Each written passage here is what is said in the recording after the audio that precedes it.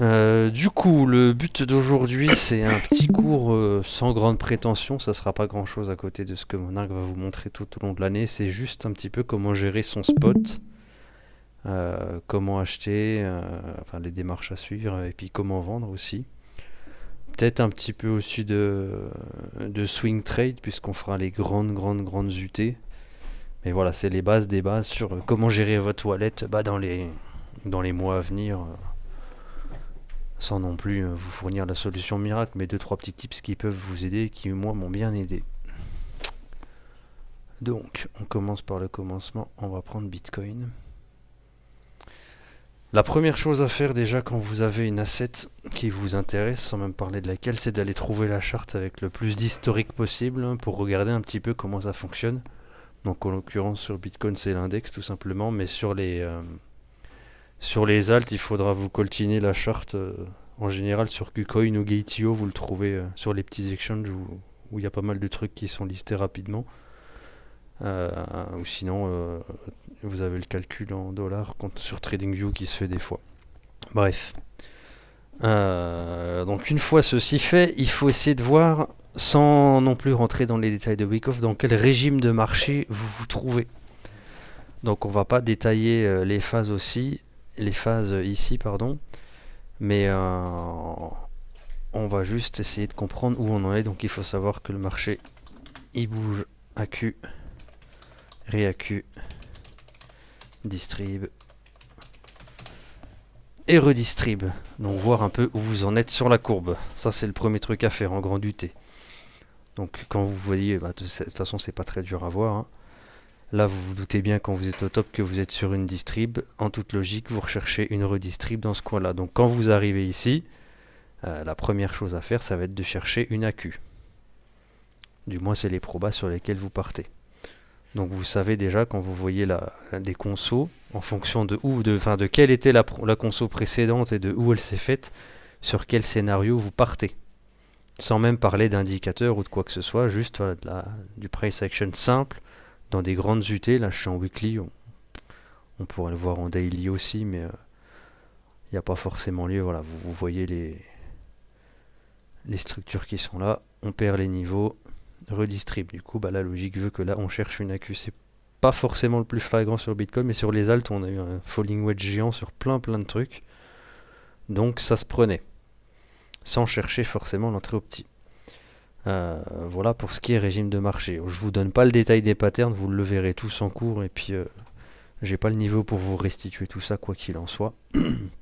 Et d'ailleurs, vous n'en avez pas forcément besoin pour le spot. Ça sera pour optimiser l'entrée. Donc voilà, voir où vous en êtes un petit peu sur le marché. Ça, c'est la première chose. La deuxième, quand vous arrivez sur une alt, donc l'intérêt d'avoir la plus longue charte, c'est de voir comment elle fonctionne cette alt. Donc vous regardez dans le passé, alors elles n'ont pas tous un historique incroyable, mais en l'occurrence Bitcoin c'est le cas. Et puis vous allez voir où est-ce que ça rebondit dans les années précédentes, comment le prix il est reparti, où se font les changements de structure, uniquement là en traçant des zones d'intérêt. Donc je suis remonté, j'ai triché, je l'ai préparé avant le cours, jusqu'en 2011 sur Bitcoin. Alors en 2011, le market cap il était ridicule, donc forcément le prix était plus simple à bouger. Mais vous voyez qu'en fait, depuis très exactement 2010, les structures de marché ce sont toujours les mêmes. Votre entrée optimale, elle est là. Bon, là voilà, le pattern il est quand même crasseux puisque ça s'est fait rapidement. Mais dans l'idée, qu'est-ce qu'on est venu retester? Une conso. Hop, on dézoome, on avance. Qu'est-ce qu'on est venu retester la deuxième fois qu'on a fait ça? Presque une conso. Alors, on a refait le gros flag qui est là, on n'est pas venu le reprendre parce que je pense qu'il y avait un trop gros intérêt, vu les bénéfices, ça s'explique. On a quasiment touché l'espèce de petite conso qu'on a eu avant le rallye. On continue. On continue. Hop. Qu'est-ce qu'on a fait là? La même chose que ce qu'on a fait précédemment. On n'est pas venu retester le premier flag, mais on est venu retester la deuxième conso. Et ensuite, le marché s'inverse, structure haussière, on prend pas les lots, etc., etc. Hop. Rebelote. On recommence. Bon là, on a un petit retest entre-temps. on dézoome. Qu'est-ce qu'on est venu retest une fois la phase haussière terminée? La première conso. Hop, crash Covid. Donc là, c'est le pattern actuel. Non, le crash Covid, il est là, pardon, excusez-moi. Qu'est-ce qu'on est venu retest? Bon, voilà, pour le coup, on a fait le premier flag. La première conso qui était là, donc qu'on a vu les 4 fois d'avant, on est allé plus bas. On est en spot, on s'en fout. Partant de ce principe-là, qu'est-ce qu'on pouvait attendre du marché baissier qu'on avait en 2022, en se disant que ça fait quand même 5-6 fois qu'on fait ça. Alors c'est pas forcément, ça veut pas dire qu'on va le faire tout le temps, mais comme on est là pour jouer des probas, quelle était la première target d'achat sur Bitcoin pour ceux qui veulent rentrer en spot en limite? C'est celle-là. Allez, hop, on peut même pousser sur celle-ci pour ceux qui veulent être sûrs d'être dedans. Voilà la louche. Toujours des petites consos. On recherche les consos. Là, je les ai de manière assez précise parce qu'on est en daily, hein, mais on peut se mettre en weekly. Quoique on les verrait peut-être pas forcément. Si, voilà, vous voyez l'idée. Donc ça, c'est ce qu'en SMC ils appellent les order blocks, hein, tout simplement. C'est des paquets de bougies, comme j'en avais déjà parlé pendant un cours. Ce qui fait qu'en fait, sur un marché où vous n'avez aucune idée de voilà, où ça va se retourner, vous savez pas, vous n'êtes pas encore au point sur les indicateurs, les week-off, les EMA, tout le tralala, votre première zone d'achat sur Bitcoin, ça aurait été à 25 000. La première, et ensuite vous lissez sur les zones. Donc là, vous avez une bonne entrée. Vous pouvez aussi, enfin, vous auriez pu chercher une entrée ici, ce qu'on avait fait en début d'année, mais bon, on ne l'a pas eu, le billet a changé. Est-ce qu'on ira? Je ne sais pas. C'est pas forcément la question de ce soir. Mais l'intérêt de ça, en fait, c'est de voir que si vous aviez tout bêtement acheté les consos qui sont là, en mettant bien plus en bas que là, vous auriez eu un prix lissé à peu près à la louche ici. Simplement en achetant des zones de liquidité, tout simplement, des retests d'anciens sommets, retests de trend, ce genre de choses. Là, vous faites un achat, hop, vous payez, vous êtes déjà en positif. Donc là, je l'ai fait sur Bitcoin parce que c'est celui qui offre le plus d'historique sur la charte. Mais vous l'avez sur pas mal d'alt également. Vous pouvez ajouter à ça d'autres confluences. Donc quand on est dans ces zones-là, si vous cherchez le retournement ou une confirmation, on peut rajouter le MACD. Alors, je ne vais pas forcément rentrer dans les détails du MACD non plus, mais on va l'utiliser simplement ici comme fluence à ce qu'on a déjà sur le price action, pour ceux qui ne seraient pas forcément confiants sur les order blocks ou qui sont moins tolérants au drawdown, parce qu'il faut être conscient qu'en spot, vous allez avoir du drawdown, vous n'aurez jamais l'entrée parfaite, et puis c'est pas le but c'est de s'en sortir à la fin avec un bénéfice. Donc qu'est-ce qu'on voit sur le MACD? Là on est en weekly, donc c'est quand même une unité assez significative. Divergence, dans un premier temps. Donc là, c'est déjà que ça commence à être bon signe. Il y a une perte de force du côté vendeur, ou un intérêt côté acheteur, vous pouvez l'interpréter comme vous voulez, on s'en fout. Le fait est que voilà, on a un début de retournement de prix, un début. Deuxième chose, bon là c'est un petit peu tard pour acheter une fois que vous êtes à ce niveau-là, mais vous avez la conso. On a le MACD qui passe au-dessus des zéros. Ça c'est hyper important. Et il conso au-dessus de 0. Donc on est toujours en weekly. Personne n'aurait acheté là, je vous le déconseille. Mais quand on voit qu'on perd pas les niveaux là, hop, que là on commence à conso au-dessus de ce petit range, tout est au vert. Tout est au vert. Et quand bien même vous achetez la tige, voilà, vous êtes tranquille, puisqu'on est sur la très très grande UT. Ça c'est pour ceux qui ont vraiment besoin de confluence, mais en réalité c'est plus du bonus. Vous achetez votre spot là, en limite, tout bêtement, parce que vous savez que même si ça enfonce derrière, vous avez toujours un rebond à un minima. Vous voyez que le MACD s'inverse. Tout est au vert. Qu'est-ce qu'on peut rajouter encore? Les EMA. Alors les EMA, personnellement, je m'en sers pas des masses. Mais je trouve que quand c'est bien lu, c'est pas mal. Qu'est-ce qu'on a là aussi? Hop, une conso au-dessus des EMA. une vraie, avec voilà, une belle mise à plat des EMA, un écrasement de volatilité. Vous voyez que là, la structure que vous avez ici, elle est différente de là où on repasse à peine au-dessus. Elles n'ont pas eu le temps de compresser, de s'écraser, que déjà le prix est reconso en dessous. Ça, c'est un deuxième signe de retournement de marché, qui ne se suffit pas à lui seul, mais qui encore une fois s'utilise en confluence de tout le reste. Donc vous êtes sur votre zone de prix, votre MACD qui remonte, les EMA qui s'écrasent, sans même prendre de direction, mais déjà elles s'écrasent, donc compression de volatilité, vous savez que vous allez avoir un mouvement derrière. Vous êtes sur une grosse zone de liquidité, la proba veut qu'on rebondisse. Okay, ça, ce sont juste des confluences. Ensuite, ce que vous pouvez faire, alors ça marche peut-être un peu moins sur Bitcoin. Qu'est-ce qu'on a? Je vais essayer de trouver des alts. Hop, ADA, je le prends parce qu'il a un bon historique. Une fois que vous avez votre Bitcoin qui vous a donné ces différents indices, donc arrivé sur les order blocks, zone de liquidité, etc., vous pouvez commencer à vous pencher sur les alts. Les alts, elles sont plus volatiles. Donc, ce que vous pouvez faire, une fois qu'on a la fin de régime de marché baissier, donc voilà, changement de structure, on est à peu près là, vous vous placez sous les structures. Parce que les alts, pas toutes, mais il y en a quand même une bonne partie qui sweep. C'est-à-dire que une fois que vous avez fait vous dites ok, c'est bon, Bitcoin c'est le moment, on est au bon endroit, la loc elle est bonne. Évidemment, vous regardez aussi sur l'alt, hein, ce qui s'applique à Bitcoin s'applique aussi au moins en partie sur les alts. Hop, ben voilà.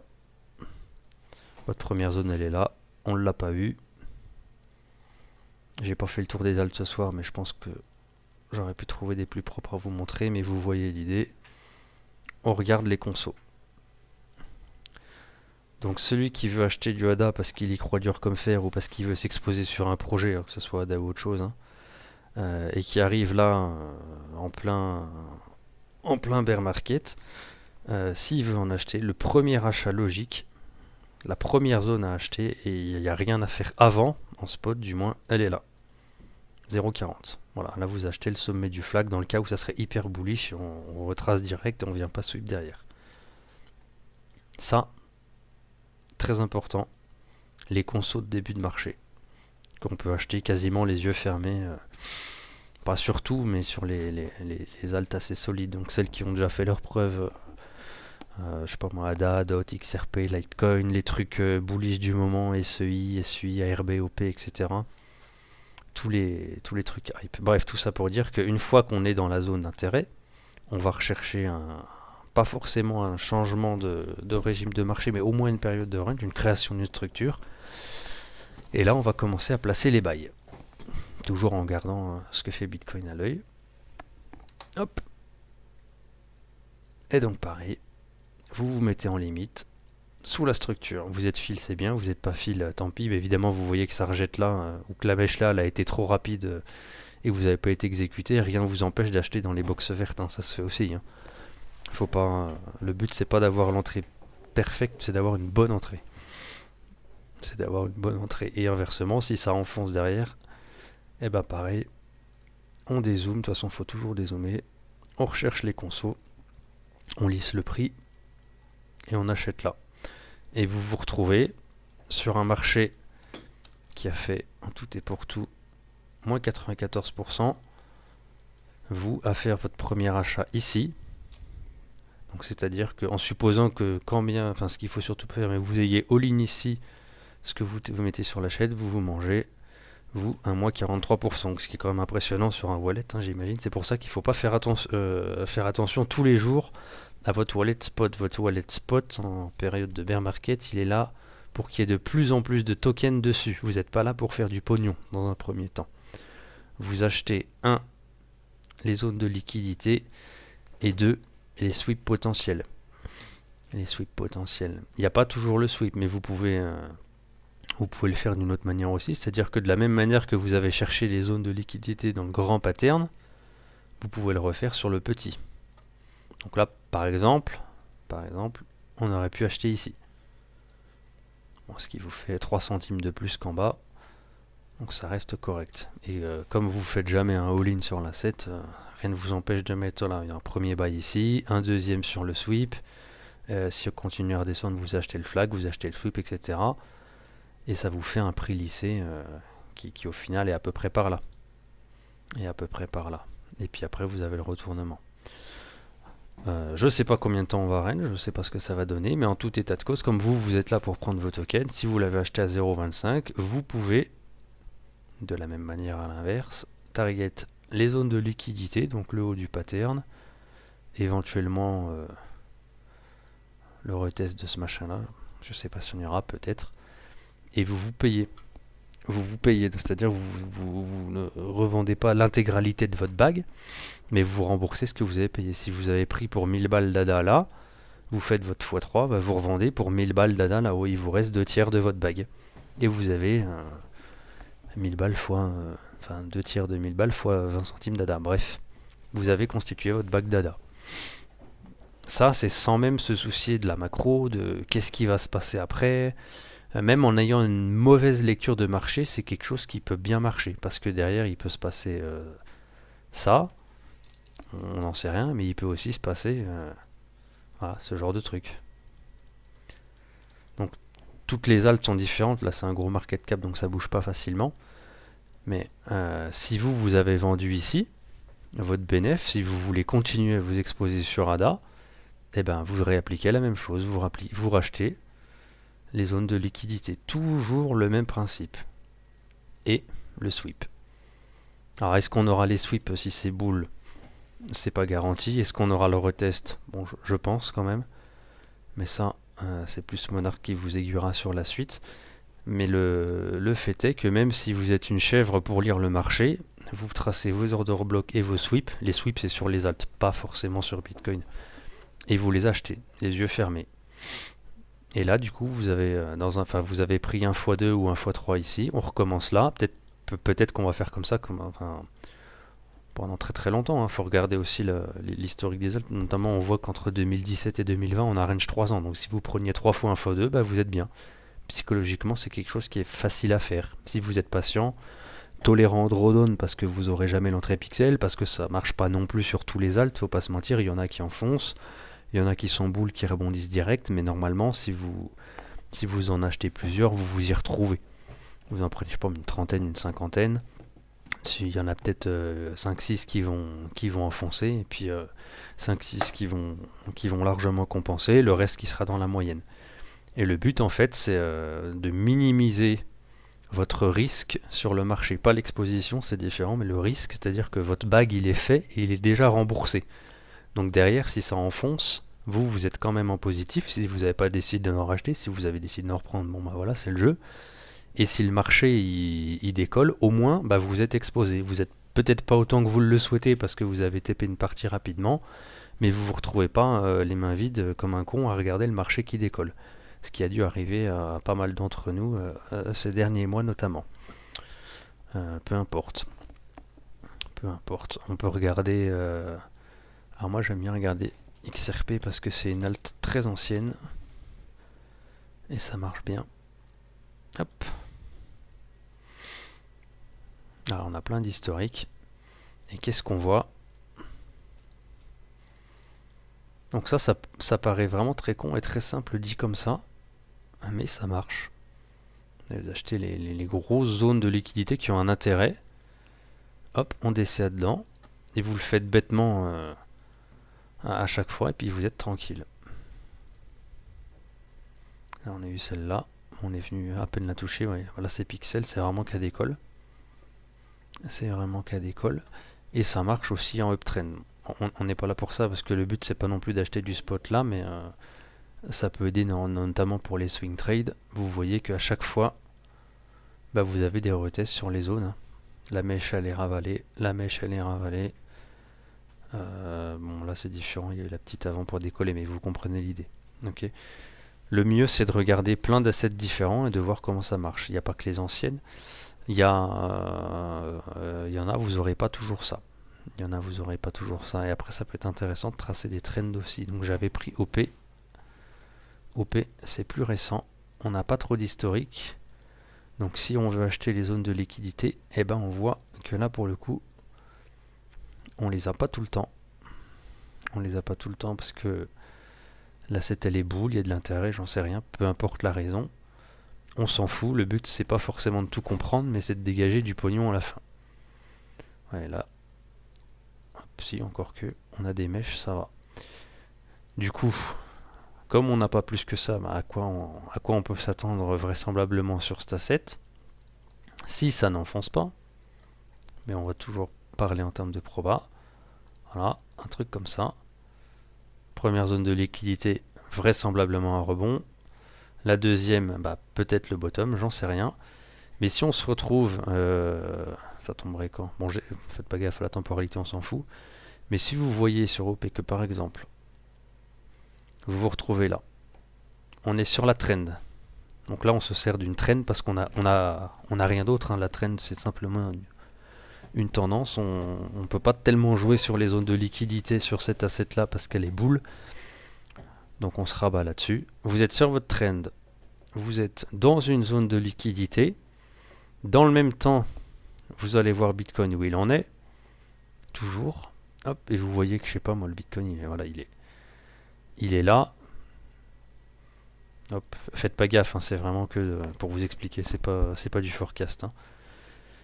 Mais vous regardez un peu les conditions de marché générales, vous le faites sur tous les alts, vous regardez pas que OP, mais quand vous commencez à voir que voilà, tout est sur support, sur trend, sur zone de liquidité, peu importe l'asset parce qu'il y en a plein, et qu'en même temps Bitcoin il est en train de faire ses retests, vous pouvez raisonnablement commencer à faire un premier achat ici. Inversement, puisqu'il ne faut pas forcément toujours faire comme ça, si le marché il traîne pour je ne sais quelle raison, hop, et que ça fait ça, ça continue à décoller, et que dans 2 ans on se retrouve là, et bien vous ajustez votre biais. Vous ajustez votre biais. Tout simplement. Tout simplement. Donc là on est sur quoi? Une trend. J'ai tracé un petit peu à l'arrache, mais peu importe. Une trend. Vous aurez le cours sur les trends qui viendra. Je ne sais pas si vous l'avez déjà fait. Si c'est pas le cas, ça viendra. Une trend, une zone de liquidité. Double confluence, bah, qu'est-ce qu'on fait? On achète. On achète. Alors évidemment, vous ne vous mettez pas all-in. Hein. On se met jamais all-in sur une seule alt, quelle qu'elle soit. Vous pouvez mettre, je sais pas moi, 1%, 2% du wallet, ça c'est en fonction de chacun. Mais ne jamais all-in une alt, vous savez pas ce qui peut arriver. Vous pouvez faire une FTT, une Luna, enfin, c'est vraiment pas la bonne idée. Et puis quand bien même ça serait une alt boule, bah, si elle enfonce derrière, vous pouvez pas lisser la position. Mais bref, ne faites pas ça. Ne faites pas ça. Je regarde la suite de ce que j'avais prévu.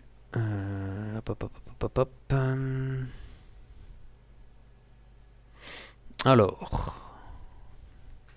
je voulais vous parler de la réintégration, mais ça, à la limite, on va pas forcément le faire. On est plus sur du spot. Il n'y en a pas forcément besoin. Les targets à la hausse. Les targets à la hausse. Une fois que vous avez fait vos achats, et c'est là que ça se complique. Les targets à la hausse. Hop, on va reprendre ça. Non, on va reprendre XRP. Parce que ça marche bien. Il ne faut pas forcément vous attendre, notamment pour les anciens tokens, à ce qu'on fasse de nouveaux ATH. Hop, notamment comme on a fait là, voilà. On a eu le rallye de 2020, et ben on n'a pas fait de nouvel ATH. Sur les anciens tokens qui ont déjà eu leur hype, vous n'aurez pas forcément des nouveaux ATH. Vous pouvez avoir des bonnes perfs quand même. Donc d'où l'intérêt de mixer, puisque les anciens tokens qui marchent, au moins c'est généralement une garantie de retour. Même si ça ne sera pas les plus rentables, mais vous savez qu'ils risquent de perf parce qu'ils ont déjà fait leurs preuves dans le temps, ils ont déjà subi des bear markets. Donc il n'y a pas de raison que tout s'effondre du jour au lendemain. Et XRP, il en est à son 1, 2, 3, 4, 5. Maintenant, on va pas le compter celui-là. Bref, il a déjà fait 3-4 rallyes. Donc toujours en termes de probal, normalement, il ne devrait pas s'écrouler au prochain. C'est pas celui qui fera les plus grosses perfs, mais vous êtes à peu près garanti d'avoir un retour positif dessus. Donc une fois ceci fait, hop, on va repasser en grand UT. Qu'est-ce qu'on fait? Eh bien on fait la même chose, mais à l'inverse. On fait la même chose mais à l'inverse. Le marché va toujours retester des zones de liquidité. Donc les zones de liquidité, Ah là, on les voit pas très bien parce que ça a fait un blow off top sur le truc, mais dans l'idée, on va retester soit des VG, donc les VG c'est des bougies qui sont vides. Goomba il vous expliquera. Voilà, ça, là il y en a un haut. Voilà, ça c'est un VG. Normalement, c'est une bougie hyper impulsive donc dans laquelle il n'y a pas d'ordre en fait. L'order book il est vide, le prix il a décollé tout de suite. Donc l'order book étant vide, pour faire un petit peu de SMC, la logique veut qu'on aille le remplir et on va le retester. Hop. Donc, qu'est-ce qu'on fait à l'inverse? Vous prenez les zones de liquidité, donc les sweeps de sommet, les FVJ dont je vous ai parlé. Donc là, vous voyez que vous en avez un par là. Alors, on pourrait zoomer en daily, en 3 jours, etc. Mais c'est pas forcément l'objet du cours de ce soir. Mais vous voyez que vous arrivez sur ces zones de liquidité. Si votre entrée est bonne, parce que vous avez fait vos bails dans les zones adaptées, donc en l'occurrence sur XRP le premier achat il est là, le deuxième il est là, votre prix lissé il est à 0,35 à la louche. Donc si vous voulez jouer la sécurité et puis avoir à tout prix votre bac de XRP, vous mettez bêtement à x2 en vérifiant évidemment que le x2 il n'est pas là, hein, sinon ça n'a pas de sens. Vous prenez votre x2, hop, 100%, voilà. Vous vous mettez en limite ici, et puis vous êtes tranquille, vous avez sécurisé votre bac d'XRP, il est fait, vous reprenez votre pognon, vous le mettez dans une autre alt, vous accumulez les tokens, vous mettez les XRP en stacking. Si vous voulez un petit peu optimiser le truc, vous prenez la première zone de liquidité, donc là c'est facile de le mettre après coup, on ne l'a pas tout le temps, le sweep, mais vraisemblablement, on pouvait mettre un truc comme ça. Voilà, donc là qu'est-ce que j'ai fait? Je dézoome et je regarde mes tas de bougies, mes order blocks, on en a même un là, mais c'est pas terrible, mais vous voyez comme ça correspond au x2. Un peu moins, pardon. Un peu moins, on peut pas prendre, vous n'êtes pas obligé de prendre des x2 partout, même un petit x1,7, x1,8, petit à petit au cumulé, ça fait des bons bacs de tokens. Hop, et voilà, vous preniez votre profit là, vous avez votre x2, vous êtes un peu plus patient et vous avez plus de conviction, ça vous dérange pas d'avoir une redonne et de laisser couler, vous attendez le sweep, vous vendez là. Et puis, je sais pas moi, au prochain bull market, entre guillemets, ou prochain rallye haussier, s'il y en a un, vous pouvez prendre des profits dans cette zone-là. Parce que vous avez le sweep des deux sommets, vous avez la retest de la zone. Si on va là, est-ce qu'on ira? J'en sais rien. Mais là, vous pouvez revendre une partie, et puis après, price discovery, on va plutôt chercher des... Mais là, on est plus dans le trading, on s'écarte un peu du sujet. Des pertes de structure. De toute façon, j'ai pas l'historique dans l'UT que je veux. Hop, voilà, des blow-off top, enfin des structures de fin de rallye haussier, comme on peut le voir là, où on perd les niveaux. On a des retests qui sont bears, on fait pas de nouveaux plus hauts, etc. Là, vous pouvez sortir du marché. Mais c'est important de se payer. Surtout si vous débutez et que vous n'arrivez pas à lire le marché, d'avoir des automatismes que vous pouvez faire vraiment bêtement et facilement et de prendre des profits. Vous êtes rentré à 0,35, vous revendez une partie non négligeable à 1,35, au moins vous avez votre pognon. Après le marché il va à 2, à 3, à 4, on n'en sait rien. Mais au moins vous avez sécurisé votre investissement et puis vous repartez pas les mains vides. Sachant qu'en plus, comme les alts elles push pas toutes en même temps, votre pognon, vous pouvez éventuellement le remettre sur une autre alt qui n'a pas sweep ou qui n'a pas retest une zone. Voilà, la prochaine zone d'achat logique de XRP, ça serait par là. Si on tient la zone, s'il y a un retest, hop, on monte, on redescend, on repart. Et voilà, bref, tout ça pour dire qu'une fois que votre pognon il est sécurisé, rien ne vous empêche d'aller vous construire un autre bag. Donc ça, ce sont pour les alts qui sont vieilles et qui ont un historique, ce qui n'est pas le cas de tous. On va prendre nos pubs par exemple, le truc il est boule, alors là, pour vous payer là, voilà, bonne chance. Personne ne sait où ça va aller, on peut pas le savoir. Donc qu'est-ce qu'on va chercher? Des structures de distribution sur le week-off. Vous aurez le détail du cours, ça vous aidera, je vais pas le faire ce soir. Mais là, c'est une asset sur laquelle vous pouvez rien présager vraiment. Par contre, pour ceux qui en ont acheté, bah là vous pouvez vous payer. Hop, au moins partiellement. Bon, je pense qu'on va encore monter. Ouais, vraisemblablement. Mais voilà, si vous avez acheté le retest de la trend à 1,20 par là, rien ne vous empêche de prendre des profits là ou d'en avoir pris sur cette zone ici. Le but en spot, même en futur d'ailleurs, c'est pas forcément d'avoir les gains maximaux, mais c'est de rembourser, de limiter votre risque. Donc là, vous remboursez, vous pouvez TP une partie, vous n'êtes pas obligé de tout prendre non plus parce que c'est un truc qui est un peu hypé en ce moment. Donc pourquoi pas se permettre un peu plus de risques que sur d'autres cryptos sur lesquels vous avez moins confiance. Il y en a qui ont le vent en poupe en ce moment, SEI, etc. Vous pouvez vous permettre d'être un peu plus exposé ou d'être un peu plus greedy sur les targets. Alors, attendez pas non plus que le machin il fasse une INJ, hein, tout le marché ne fera pas ça. Mais voilà, vous avez compris l'idée. Vous pouvez vous permettre d'attendre un peu. En tout état de cause, c'est sur les zones de liquidité que vous cherchez à prendre profit. Ça sert à rien de mettre de la vente limite au milieu de nulle part. Ça n'apporte rien. Soyez patient. Le marché, il fait ce qu'il a à faire, quelles que soient les news.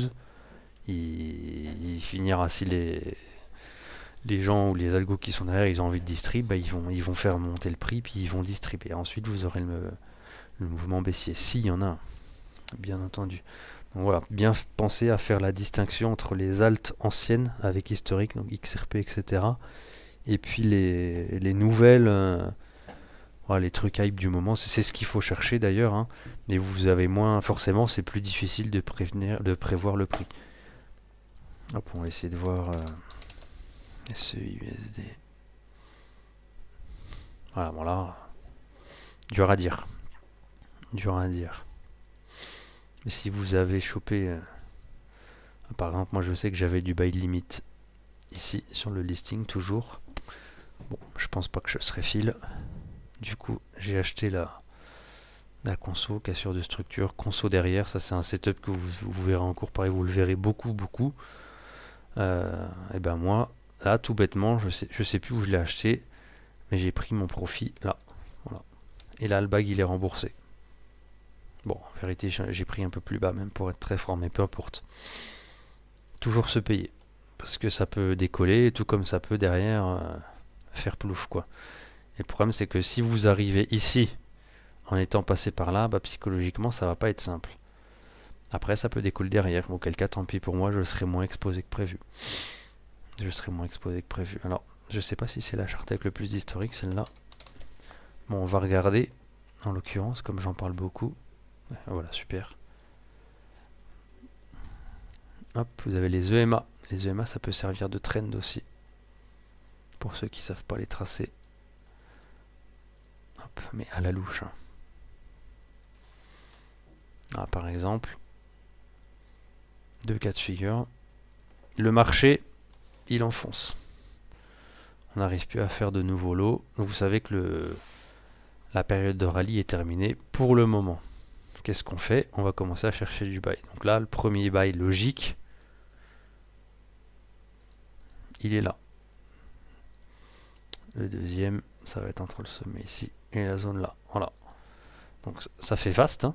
Ça fait quand même un 42% de drawdown, mais c'est des choses qui sont normales dans la crypto. Et voilà, il faut essayer de pas trop regarder parce que sinon c'est sûr que ça va être difficile à tenir. Et en parallèle de ça, bah, qu'est-ce qu'on regarde? La trend et les EMA. Où est-ce qu'on en sera quand le prix sera par là? Mais si vous arrivez ici et que vous êtes et dans votre box et sur votre trend et sur bon, les EMA, il y en a toujours une qui convient, mais globalement vous mettez les grandes UT. Bon, on n'a pas si d'historique, j'ai rien dit. Tant pis. Ouais, vous avez votre ruban qui commence à faire ça et que là on consomme. On peut péter la traîne, auquel cas on peut aller dans la zone suivante et on peut repartir direct. On ne sait pas ce que ça va faire, vous ne le savez pas. Je ne le sais pas non plus, personne ne sait. Mais ce qui est sûr, c'est que si vous voulez être exposé à ce truc-là pour le bull run, eh ben vous pouvez prendre déjà une première zone d'achat ici et vous complétez là si on y va. Et si on va sweep là, voilà, ça c'est bonus. Est-ce qu'on le fera? Je n'en sais rien non plus. Mais en tout état de cause, vous pouvez. Et ça, c'est un DCA intelligent. C'est pas j'achète, enfin, l'asset elle m'intéresse, j'achète tout ça. Vous pouvez faire du DCA, mais il faut le faire dans les box.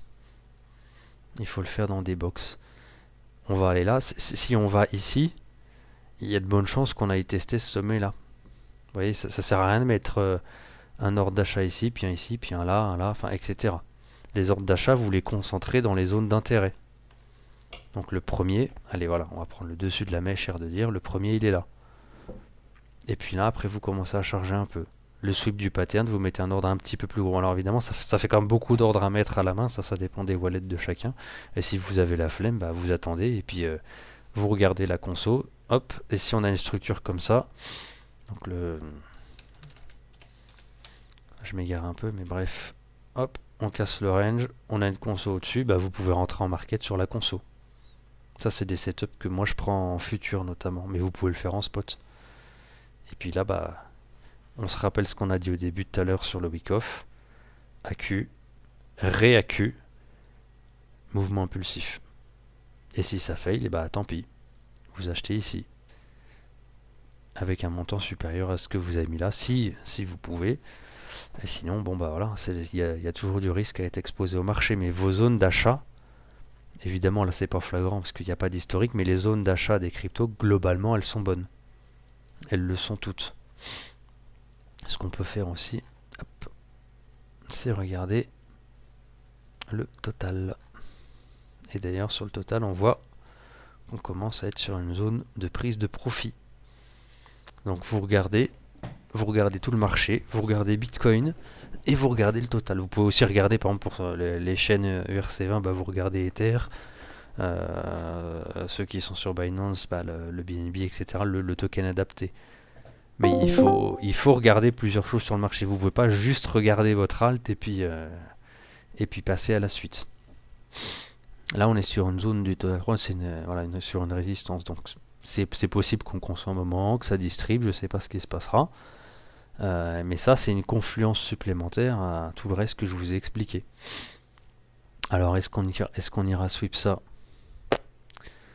C'est pas sûr. Par contre, si on commence à avoir ça, là, et que, hop, dans quelques semaines, mois, on a ça, corrélation supplémentaire, on a ça, on a Bitcoin qui reteste sa zone, comme je montrais tout à l'heure, plus votre alt qui est sur son order block ou trend ou qui a rempli son AVG, peu importe, bah là vous savez que voilà, tout le marché est sur support. Vous avez en plus de ça éventuellement une divergence sur le MACD en grand UT, hein, pas chercher de la divergence en 2 heures ou en 1 heure, ça sert à rien. Et ben hop, bingo, c'est le moment quoi. C'est le moment. Je pense avoir fait le tour. Qu'est-ce que je pourrais préciser aussi? Le choix des alts, on en a parlé un petit peu. De toute façon, j'avais partagé le PDF. Je sais pas si vous avez tous fait gaffe. C'est des comptes Twitter que je suis. Alors, j'essaie de pas suivre des chèvres, évidemment. Les mecs peuvent se planter. Voilà, des gens qui font du fonda bien mieux que moi. Uncharted aussi, il en a des bonnes, mais voilà, les cryptos, c'est difficile de dire à l'avance ce qui va perf ou non. Donc ça, après, chacun fait son choix en fonction de ses recherches. Mais vous pouvez faire, je sais pas, par exemple, les Layer 1, les nouveaux trucs, pour ceux qui cherchent les microcaps, c'est possible aussi, etc. etc. J'avais parlé aussi, la dernière fois que j'avais fait le cours, je crois que j'avais mentionné le MFI. Le MFI, c'est un indicateur, tout simplement. On va revenir sur Bitcoin. Hop. Les indicateurs, vous allez en voir plein, ça sert à rien d'en avoir 50. Non, c'est pas celui-là. Putain, je suis une chèvre. Voilà. Hop. Vous prenez celui avec lequel vous les regardez tous, vous regardez un peu comment il marche, comment il fonctionne avec le marché, et vous prenez celui avec lequel vous êtes le plus à l'aise. Le MFI, c'est bien parce qu'il est borné, donc en grande UT, c'est quand même assez simple à lire. Hop. Voilà. Exemple supplémentaire. Vous avez de la div en weekly. Vous avez le prix qui passe au-dessus de son EMA, qui est courte là parce qu'on n'a pas on est en weekly donc on a très peu d'historique. Vous êtes en zone de survente, hop, signal supplémentaire. C'est la même chose que le MACD, hein. Vous pouvez, enfin les deux donnent la même information, c'est juste que celui-là il est borné et puis vous avez une EMA, c'est peut-être un petit peu plus simple. Et vous savez que en gros, en très gros, vous n'achetez pas tant que vous n'êtes pas sur vos order blocks, sur vos trends, que vous n'avez pas les indicateurs qui enfoncent. Donc peut-être que celui-là il est plus simple pour commencer que le MACD. Voilà, vous n'êtes pas dans vos zones d'enfoncement, d'achat ou de vente. Et quand vous avez tout en même temps et que tous les signaux concordent et que le prix il est sur la lock que vous avez prévue à l'avance, et ben vous pouvez y aller. Vous pouvez y aller. C'est la même chose que le RSI par exemple. Hop. On voit peut-être pas très bien avec les couleurs. Enfin, attendez, je l'ai là. Voilà. Même chose pour ceux qui ne sont ni fans du MACD ni du MFI. Le RSI, pareil. Le RSI il est borné, donc c'est plus simple. Et là on repasse au-dessus de l'EMA. Voilà. Et là, je l'ai pas fait, mais je pense qu'en daily. Ouais, non, c'est pas comme ce que je pensais. Bref, peu importe. Mais vous prenez vos confluences, vous choisissez celle que vous voulez, ça sert à rien de mettre 50 indicateurs, mais quand vous voyez que vous en avez un ou deux qui fonctionnent, plus qu'on est sur tel EMA, voilà, les EMA en weekly, en monthly, que vous êtes sur votre zone, et ben vous pouvez y aller. Vous pouvez y aller. Voilà, je pense que j'ai fait le tour. Donc sans rentrer dans le détail de Wyckoff, on a parlé du régime de marché, les trends, les EMA c'est bon, les buy limits sur les OB ou les sweeps c'est bon, les UT c'est bon. Hop, excusez-moi parce que je lis le truc en même temps à droite. Et puis voilà, alors un autre exemple que j'aime bien, on change de sujet, ça va être les stocks. On va s'éloigner un petit peu de la crypto. Il est où mon préféré? Les stocks, il y en a qui sont simples à trade, notamment sur le DAX. Hop. Voilà. Donc ça c'est Mercedes. Bon, ça fait 2 ans que je regarde le truc, mais on comprend très vite comment le machin il fonctionne. On comprend très vite comment le machin il fonctionne. Et ça sur le DAX notamment, il y en a pas mal. Sur le SPX, c'est un peu plus en tendance, donc vous avez moins de retests. Mais il y a des structures simples qui existent sur des actions. Donc notamment les trucs allemands, un peu les trucs français aussi, mais moins. Et ça, c'est des choses, c'est la même chose que sur les cryptos. La logique, alors le price action n'est pas du tout le même, mais la logique reste pareille.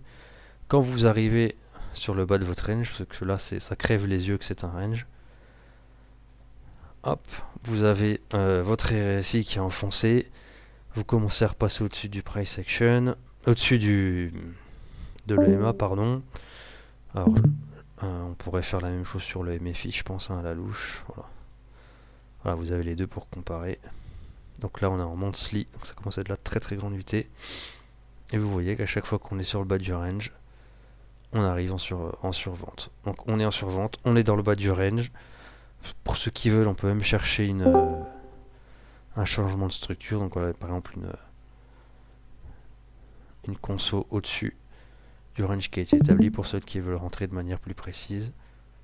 Là, on l'a pas eu, la petite conso là. Voilà. Donc tout ça pour dire qu'en fait, vos zones d'achat, que ce soit sur les cryptos ou les stocks, c'est ce qu'il y a de plus important. Et qu'une fois que vous êtes dans ces zones que vous avez prédéfinies à l'avance et que vous adaptez, comme quand c'est pas forcément un range, mais comme par exemple sur, je vous l'ai montré tout à l'heure sur OP, parce que vous adaptez avec la trend. Hop, voilà. Vous tracez votre box et puis vous regardez quand vous touchez la trend, donc si vous êtes dans une box dans laquelle vous êtes ou laquelle est la plus près. Tout ça pour dire que la localisation c'est la chose la plus importante et qu'une fois que vous êtes dedans, vous regardez à ce moment-là les indicateurs, les EMA, les trends éventuels, les changements de structure pour ceux qui sont un peu plus avancés. Donc Ah bah voilà, hop, celui-là il est pas mal par exemple. Donc là, on casse le top, on conso au-dessus. Encore du week off de base. Qu'est-ce qu'on cherche après? Une AQ, une réAQ. Donc pour parler un petit peu des futurs par exemple, hop, vous entrez là, vous mettez sur le dernier lot. Alors, si on est extrêmement boule, la T1 elle est là, et puis le reste on laisse courir. Bon là c'est facile à dire après coup, mais l'idée c'est quoi? C'est que vous faites du suivi de tendance et que vous pouvez jouer la réAQ. Et si la réAQ elle fail, bah tant pis, vous prenez votre stop loss suivant. Mais bref, on va en rester sur le spot pour ce soir. La localisation, très important. S'il y a bien un truc à retenir de ça, c'est la localisation. Après, les indicateurs, une fois dedans, si vous voulez faire du futur, ok. Mais là, l'exemple, il est criant, je pense. Si vous avez acheté votre Bitcoin juste en traçant des box comme un idiot, comme n'importe qui peut le faire, des consos, et ben vous seriez tous en positif. Et moi aussi, je m'inclus dedans, évidemment, puisque j'ai pas commencé à le faire. Enfin, j'ai commencé à faire ça que récemment. Mais ça, faut bien regarder les historiques de charte et vous apprendrez énormément en le faisant, en faisant du replay. Vous pouvez le faire sur les indices, le GOD, le SPX, etc. Mais pour les cryptos, ça marche très très bien. Les cryptos, c'est compression pendant 300 ans et hop, mouvement impulsif derrière. On laisse tout le monde sur le tapis et ça démarre. Donc c'est important de faire ses achats quand c'est le moment de le faire. Et si vous avez peur ou vous n'êtes pas confiant ou vous vous méfiez un peu parce que vous avez pris des grosses pertes, j'en sais rien, et ben vous pouvez le faire avec des petites sommes. Moi, c'est ce que j'ai fait, c'est ce que j'ai commencé à faire. Bah, je mets 12-15 balles par token, puis bah ça marche bien. Bon, moi, la fois suivante, on met 50 balles, la fois suivante, on met 100, la fois suivante, on met 200, etc. Enfin, chacun selon ses moyens, on s'en fout. Le but, c'est de construire petit à petit. Et donc, pendant le bear market, vous accumulez vos tokens. Vous accumulez vos tokens. Bon, là, Bitcoin, on a eu pas Dieu only, mais presque, mais il y a des alts qui range, vous prenez votre x2, au retest, vous re-rentrez à nouveau, au prochain x2 vous revendez, vous n'êtes pas obligé de prendre un x2 partout, moi j'ai des trucs ça fait x1,5, x1,6, etc. Mais vous prenez votre bag et il est gratuit, il est remboursé, et psychologiquement c'est vraiment sain et facile à faire, puisqu'une fois que votre bag gratuit il est fait, bah vous êtes tranquille et votre pognon, vous pouvez soit le mettre dans autre chose, peu importe, vous multipliez les alts et ça grossit comme ça. Et plus vous le faites, plus vous pratiquez, plus vous serez à l'aise pour le faire parce que vous allez voir que ça marche plutôt bien. Ça fait un peu méthode miracle vendue comme ça, mais c'est pas du tout le cas. Moi, je vous invite à faire les historiques, à regarder puis à tester et vous verrez par vous-même. Alors, bien sûr, vous ne le faites pas en futur, parce qu'en futur, il y a des tiges de l'espace qui parfois enfoncent les structures, que vous n'avez pas forcément en spot. Mais là, voilà, vous êtes une chèvre, vous ne savez pas lire le marché, qu'est-ce qu'on fait tout bêtement? On regarde la réacu et on l'achète. Et vous vous mettiez en limite là, vous vous barrez pendant 1 an, 2 ans, 3 ans, vous revenez je sais pas quand. Vous n'êtes pas obligé de prendre vos profits non plus d'ailleurs. Moi, je parle d'optimisation depuis le début, mais même si vous voulez pas le faire, voilà. Le marché il fait ça, j'en sais rien. Hop, celui qui a acheté ici puis qui revient dans 6 ans, il est en positif. Il est en positif. Maintenant, il y a moyen d'optimiser un petit peu quand même ça, sans trop se poser de questions. Donc autant le faire, surtout quand vous allez avoir les cours qui vont vous aider. Mais voilà, très important. La localisation. La localisation.